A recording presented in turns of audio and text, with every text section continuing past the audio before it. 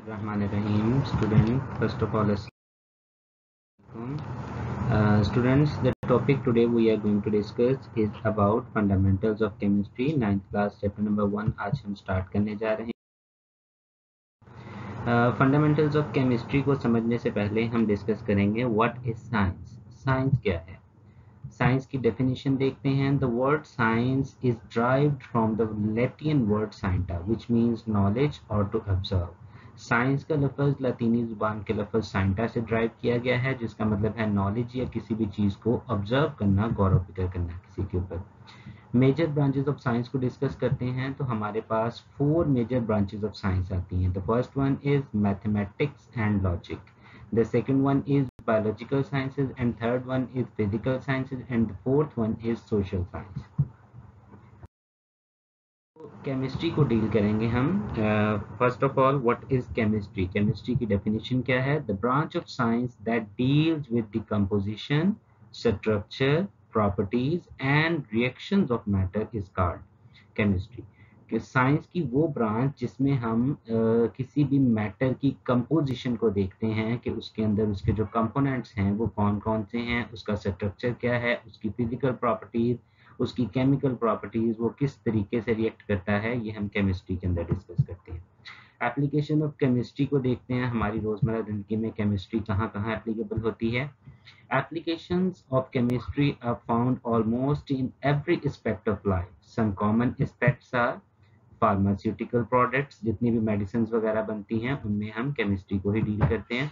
Petrochemical products, ये जो हमारे पेट्रोलियम से रेलिवेंट प्रोडक्ट्स होते हैं उसमें पेट्रोल है, ईथर है, वो भी केमिस्ट्री के अंदर ही हम डील करते हैं. डिटर्जेंट्स की मैन्युफैक्चरिंग, उसकी पेपर इंडस्ट्री, पेपर किस तरीके से डेवलप किया जाता है वगैरह वगैरह. प्लास्टिक इंडस्ट्री, प्लास्टिक की मैन्युफैक्चरिंग वगैरह इसमें हम देखते हैं.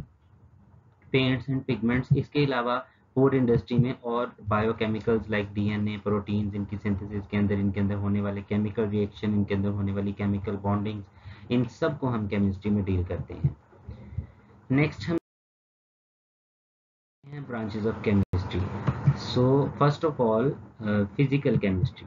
The branch of chemistry which deals with the relationship between the composition and physical properties of matter is called physical chemistry.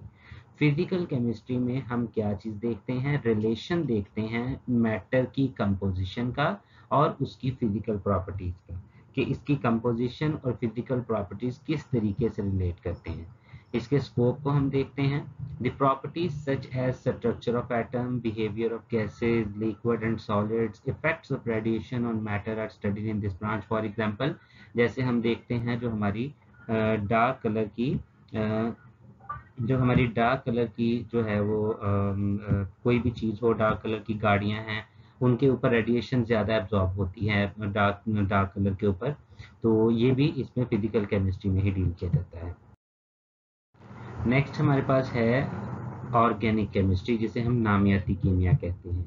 इसकी डेफिनेशन देखते हैं. The branch of chemistry which deals with the study of hydrocarbons. What are hydrocarbons?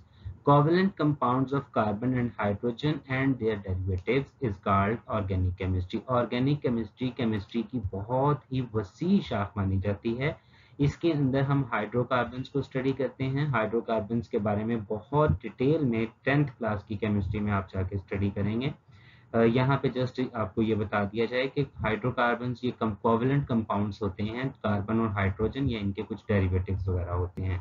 Organic chemistry का scope देखा जाए तो ये branch किस किस स्कोप को कवर करती है? पेट्रोलियम, पेट्रोकेमिकल, फार्मास्यूटिकल इंडस्ट्री, ये सारी ऑर्गेनिक केमिस्ट्री के अंडर आती हैं. Next one is inorganic chemistry. The branch of chemistry which deals with the study of all elements except those of hydrocarbons and their derivative is called inorganic chemistry. Organic chemistry में हम carbon और hydrogen के compounds, covalent compounds और उनके derivatives को देखते थे. उनके अलावा बकिया जितने भी तमाम एलिमेंट्स मौजूद हैं उनको हम इनऑर्गेनिक केमिस्ट्री में डील करते हैं. तो ये भी जो ब्रांच है केमिस्ट्री की, इसका भी बहुत वसी स्कोप है. Glass industry, cement industry, ceramic industry, metrological process वगैरह जितने भी हैं वो हम इनऑर्गेनिक केमिस्ट्री में देखते हैं. नेक्स्ट हमारे पास चलते हैं हम बायोकेमिस्ट्री. बायोकेमिस्ट्री क्या है? The branch of chemistry which deals with the study of structure, composition, and chemical reaction of substances found in living organisms. Biochemistry, जैसा कि आप नाम से ही जो है वो इसे देख सकते हैं कि ये दो साइंसेस का कॉम्बिनेशन है, बायो प्लस केमिस्ट्री। तो बायो लिविंग ऑर्गेनिजम्स को डील करती है, तो जानदारों में होने वाले जितने भी केमिकल रिएक्शंस हैं, वो एनाबॉलिक प्रोसेस हैं, कैटाबॉलिक प्रोसेस हैं, वो सब हम बायोकेमिस्ट्री के अंदर देखते हैं। उसके अलावा हमारी बॉडी के अंदर जितने भी तरह के जो प्रोसेसेस वगैरह हो रही होंगे, सिंथेसिस हो कार्बोहाइड्रेट्स की, प्रोटीन्स की, फैट्स की, वो भी इसी में देखा जाता है। फिर हमारी बॉडी के ऊपर कौन सी मेडिसिन किस लिए इफेक्टेबल होगी, कैसे इफेक्ट करेगी, वो भी बायोकेमिस्ट्री में देखा जाता है। Next branch is industrial chemistry. Industrial chemistry क्या है? The branch of chemistry which deals with the manufacturing of chemical compounds on commercial scale. ये जो सनती लेवल पर हम डिफरेंट टाइप के केमिकल्स को डेवलप करते हैं, बनाते हैं, तो वो जो है वो इंडस्ट्रियल केमिस्ट्री के अंदर हम देखते हैं।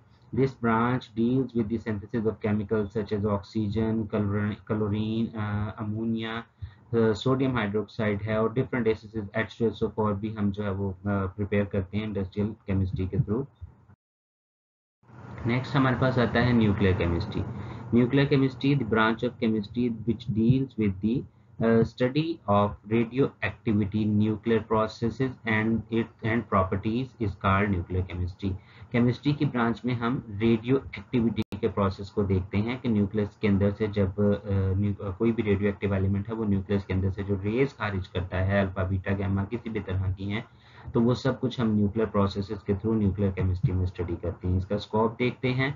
The main concern of this branch is with the atomic energy and it's uses in daily life. हमारे पास आती है इन्वायरमेंटल केमिस्ट्री। इन्वायरमेंटल केमिस्ट्री क्या है?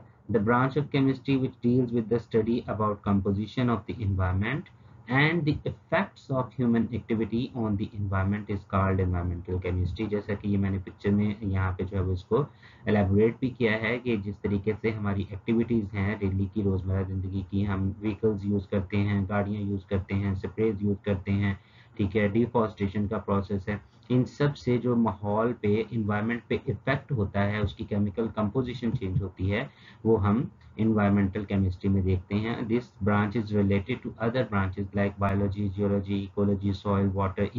इसके साथ इसका बहुत गहरा कनेक्शन है। नेक्स्ट हमारे पास आती है analytical chemistry. Analytical chemistry, the branch of chemistry which deals with the separation and analysis of a sample to identify its component is called analytical chemistry। कोई भी आपके पास साल्ट है, कोई भी कंपाउंड है, उसको एनालाइज करना, उसके कंपोनेंट्स देखना कि इसमें कौन कौन से कंपोनेंट्स, कौन कौन सी चीज़ें मौजूद हैं, उनको सेपरेट करना, ये एनालिटिकल केमिस्ट्री में देखा जाता है।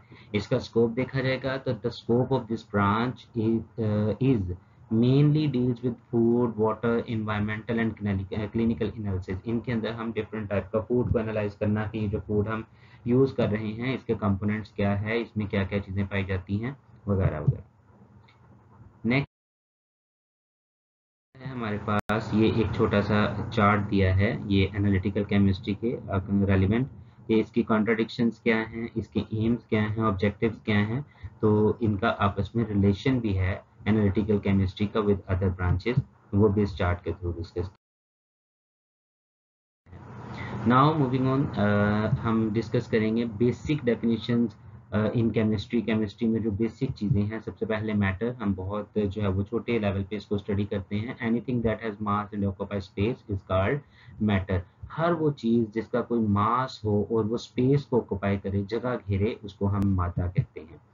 जो मैटर की प्योरेस्ट फॉर्म होती है, सबसे खालिस फॉर्म हालत होती है, उसको हम सब्सटेंस बोलते हैं और उर्दू के अंदर शय बोलते हैं। A piece of matter in pure form is termed as substance. Every substance has a fixed composition and specific property। Her substance की fixed properties भी होंगी, fixed composition भी होगी। नेक्स्ट आता है मिक्सचर।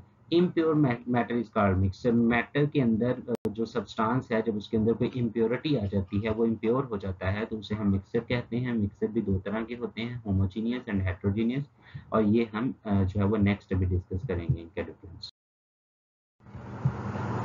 अब फिजिकल प्रॉपर्टीज का वर्ड हमने स्टार्ट पे यूज किया था, फिजिकल प्रॉपर्टीज। अब देखते हैं फिजिकल प्रॉपर्टीज है क्या। The properties that are associated with the physical state of substance, जो किसी भी सब्सटेंस की फिजिकल स्टेट जो है उसको फिजिकल स्टेट जो है उससे एसोसिएट होती है, उसे हम फिजिकल प्रॉपर्टीज कहते हैं।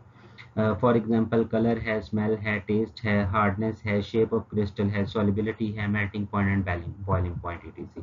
केमिकल प्रॉपर्टीज क्या है? केमिकल प्रॉपर्टीज के अंदर हम क्या देखेंगे? This the properties that depend upon the composition of the substance, जो उसकी कंपोजिशन पे डिपेंड करती हैं उन्हें हम केमिकल प्रॉपर्टीज कहते हैं। For example decomposition of water वगैरह। एलिमेंट क्या है? एलिमेंट की डेफिनेशन देखते हैं। It is the substance made up of same type of atoms having same atomic number and cannot be decomposed into simple substances by ordinary chemical means। Element जो है, जिसे हम उर्दू में आंसर कहते हैं, ये एटम्स का एक ऐसा जो है वो मजमुआ होता है जिनका एटॉमिक नंबर भी एक जैसा हो और उन्हें हम ऑर्डिनरी केमिकल मीन्स के थ्रू डिकम्पोज ना कर सकते हों। Properties of element each element is made up of unique type of atoms that have very specific properties। इनकी properties जो है वो बहुत specific होंगी। Elements occur in nature free और combined state। ये free state में भी पाए जाते हैं, combined form में भी होते हैं। All elements in nature have different percentages। हर एक की percentage different होगी। Elements में भी solid form में भी होते हैं, like sodium है, zinc है, gold है। Liquid form में भी होते हैं, mercury है, bromine है। गैसियस फॉर्म में भी होते हैं, नाइट्रोजन, ऑक्सीजन, क्लोरीन, हाइड्रोजन वगैरह।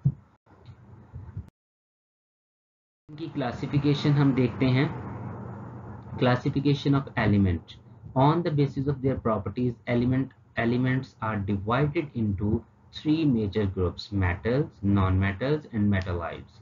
मेटल्स क्या हैं? जो हीट एंड इलेक्ट्रिसिटी को कंडक्ट करती हैं, जिनके अंदर फ्री इलेक्ट्रॉन्स अवेलेबल होते हैं। नॉन मेटल्स इनके ऑपोजिट होंगी, जिनकी कंडक्टिविटी जो है वो बहुत पुअर होगी।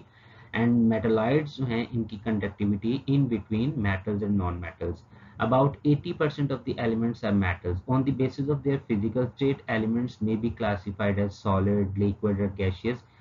majority हमारे पास जो elements हैं वो solid रहते हैं। नेक्स्ट आता है रिप्रेजेंटेशन ऑफ एलिमेंट। एलिमेंट को रिप्रेजेंट कैसे करेंगे? Elements are represented by symbols which are abbreviations for the name of the elements. A symbol is taken from the name of that element in English, Latin, Greek और German। Element जो है ये किसी भी element की जो अलामती abbreviation होगी, जो उसका मुखफ़फ़ होगा, उसे हम सैम्बल के तौर पे यूज़ करते हैं। और सैम्बल हमेशा उसके English name, Latin name, Greek name या जर्मन नेम से ही ड्राइव किया जाता है। फॉर एग्जांपल हाइड्रोजन के लिए हम H लिखते हैं। सोडियम, इसका लैटिन नेम जो है नाट्रियम होता है, उसके लिए हम Na लिखते हैं। ठीक है। नेक्स्ट हमारे पास ये कुछ मैंने आपको first 20 elements along with their symbols show किए हैं। Hydrogen, helium, lithium, beryllium, boron, carbon, nitrogen, oxygen, fluorine, neon, sodium, magnesium, aluminium, silicon, phosphorus, sulphur, chlorine, argon, potassium and calcium. जी तो स्टूडेंट्स, आई होप कि आपको इस lecture की अच्छे से समझ लगी होगी। इस